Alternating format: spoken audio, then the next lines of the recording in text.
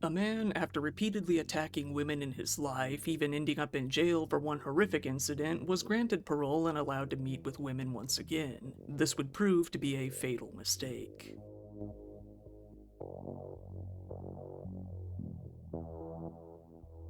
This is a story that takes place in Quebec, Canada. In 2019, Quebec City was named the third safest city in the world, with a crime rate 41% lower than the national average. In places like this, it's common for the authorities to get somewhat naive when it comes to threats of violence, often giving criminals more liberties than they ever should. This is a case that highlights that problem very well. Eustachio Gillespie was a violent man with a very checkered past. He had a habit of abusing the women he dated, married, or otherwise felt entitled to. His rap sheet goes all the way back to 1997, when he was arrested for laying hands on his wife at the time. When the police took him in, they noted that his alcoholism and cocaine habit were likely a major factor in what he had done. However, it seems that after this arrest, he went right back to living with his wife shortly after. Their marriage continued until about 2003. That's when Eustachio met a new woman, 32-year-old Chantal Deschênes. Chantal had 2 kids of her own, but Eustachio didn't care. He was willing to throw his own marriage away to be with her, and he did just that. Eustachio's violent and controlling tendencies only continued, and it's speculated that his alcoholism hadn't died down over the years. He forced Chantal to work at the Hotel Quebec as a barmaid in order to earn him some money. After a while, Chantal couldn't take it anymore. She started making plans to leave him. Eustachio got word of this somehow. He decided that he wouldn't be letting her leave that easily. He attacked Chantal with a hammer, beating her over the head with it. He then took out 2 knives and stabbed her several times all over her torso. Chantal didn't survive the assault. To add insult to injury, he even wrote a large message across their bedroom wall, insulting Chantal and sullying her name. Eustachio then called his brother, asking him what he should do. This brother rightly told him that he needed to turn himself in to the police. After a little bit of deliberation, he did just that. At his trial, he told the judge that he lost his mind after Chantal hit him in the hand with a hammer. Needless to say, given his violent history, a lack of wound to his hand, and having 2 knives on him in preparation, the judge didn't really believe him. In 2006, he was sentenced to life in prison with no chance of parole for 15 years. In 2009, he tried to file an appeal, hoping to get his sentence shortened or ended entirely. However, the Court of Appeal rejected it very quickly, determining that he was indeed a violent individual and needed to serve his sentence entirely, as previously set. Eventually, after years of good behavior in prison, Eustachio Gillespie started gaining limited freedoms. In 2019, the parole board downgraded his risk of offending from high to moderate all the way down to low to moderate. He wasn't granted full-on parole, but he was given a day leave under several specific conditions. He was forbidden to have any relationships with women, was not allowed to consume alcohol, and definitely wasn't allowed to partake in any illegal drugs.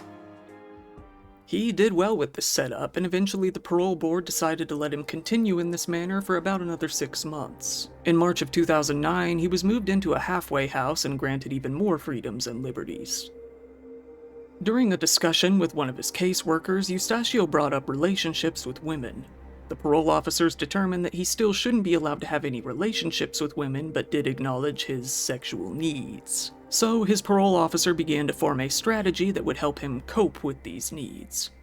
Rather than just simply telling him to take care of it himself, they decided to come up with something a little more unexpected and unconventional.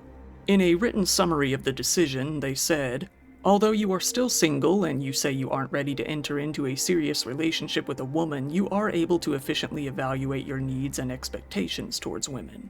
During the hearing, your parole officer underlined a strategy that was developed with the goal that would allow you to meet women in order to meet your sexual needs. It was decided that, under the table, Eustachio would be allowed to go meet with prostitutes.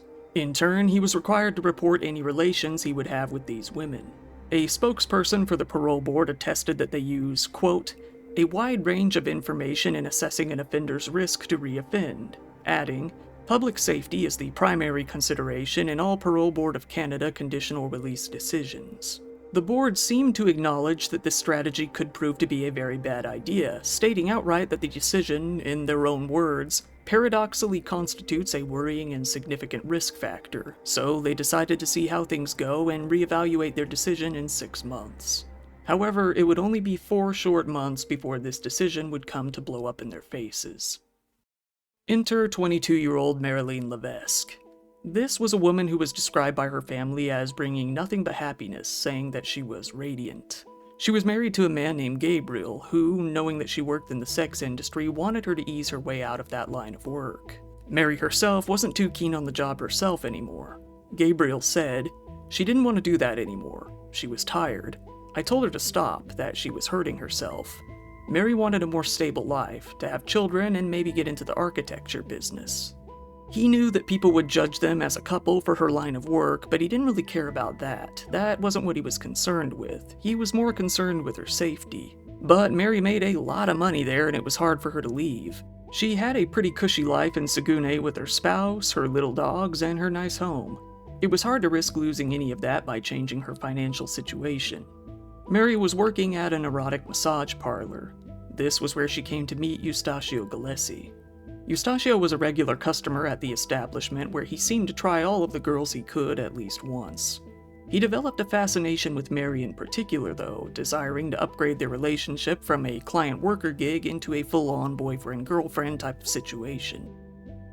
His parole officer permitted him to visit that establishment once a month, but he completely ignored that rule and went about 3 times a week. The halfway house was somehow completely unaware of this breach of his restrictions. He continued to try and cozy up to Mary, buying her all manner of presents, even going as far as buying her a new TV for Christmas. Mary had no knowledge of his criminal past or even his history of violence with women. She didn't even know that he lived at a halfway house or that he wasn't even permitted to be there.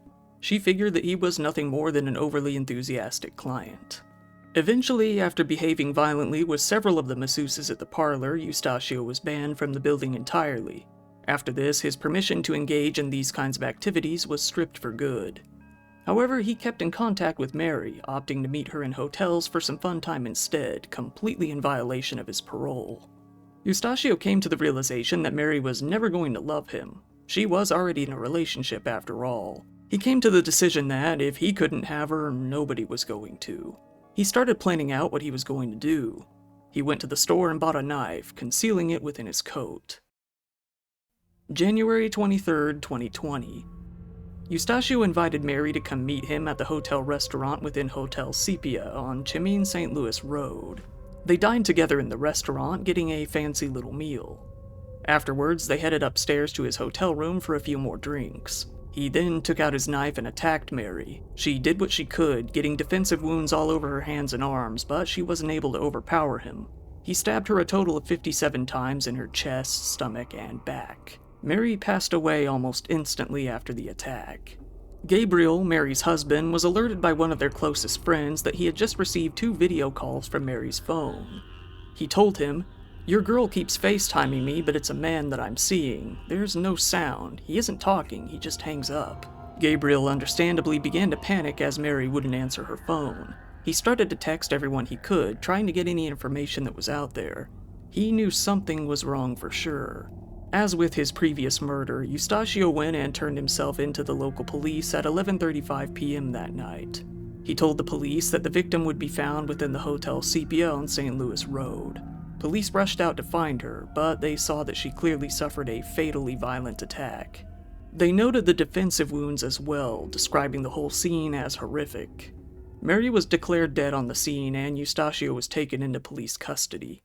At right around that time, Gabriel called the hotel, trying to see if any staff could locate his wife. Instead, it was a police officer that called him back, telling him that she had unfortunately been found dead. Gabriel collapsed in disbelief. Eustachio was detained and charged with second-degree murder, all set to go to court the next month. In February of 2020, he pled guilty to a charge of first-degree murder. He was sentenced to life in prison with no chance of parole for another 25 years, which would make him 76 years old. If he makes it that far, he might have yet another chance to go through all of this again. Once Eustachio's trial was over and his fate was sealed, the blame began to fall on the parole board instead, given that they had released him to the halfway house 5 years before he was even supposed to be granted parole. The Quebec Minister of Justice, Sonia Labelle, said that she wanted to know how in the world a repeatedly violent offender like Eustachio was granted parole in the first place. She strongly questioned as to whether or not his caseworkers were properly trained, especially when it comes to evaluating public safety risks. She urged the public safety minister, Bill Blair, to investigate further. Parole board members had indeed stated in the past that, after changes within the government in 2017, a majority of the board members were replaced with people who had zero prior experience before being hired. Bill Blair sent his condolences to Mary's family.